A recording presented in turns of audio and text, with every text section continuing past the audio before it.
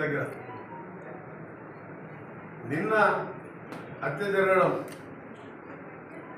విధంగా టీఆర్ఎస్ హత్య రాజకీయాలు, టీఆర్ఎస్ కుళ్ళు రాజకీయాలతో పాటు మా ప్రభుత్వం 2-3 రోజులకెళ్ళే ఈ ప్రభుత్వం ఉండదు, ఈ ప్రభుత్వాన్ని అప్రతిష్ట పాలు చేసే కార్యక్రమం పెట్టుకొని ప్రతిపక్ష నాయకులు ఉన్న పెద్ద మంత్రి 10 ఏళ్ళు ముఖ్యమంత్రి నుండి ఫామ్ హౌస్కి పరిమితమై కొడుకుని అల్లుని రోడ్ల మీద వదిలిపెట్టి 10 మంది చిల్లర గారిని వదిలిపెట్టి ప్రభుత్వం మీద లేనిపోని అభండాలు వేస్తూ ఇవన్నీ ఒకవైపు.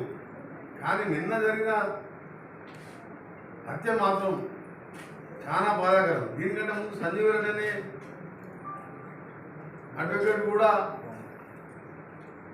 హార్ట్ అటాక్తో చనిపోవడం జరిగింది. అది కూడా అనుమానాస్పద వృత్తిగానే ఉన్నది. ఈరోజు జరిగిన హత్య మీరు టీవీలలో మీరు చూడండి, మేము కూడా చూపిస్తాం. ఇప్పుడు చనిపోయిన లింగమూర్తి భార్య కూతురు క్లియర్గా పోలీసులు ప్రజల సమక్షంలో ఈ హత్య 100% గంట వెంకటరమణారెడ్డి గారు చేపించిందే.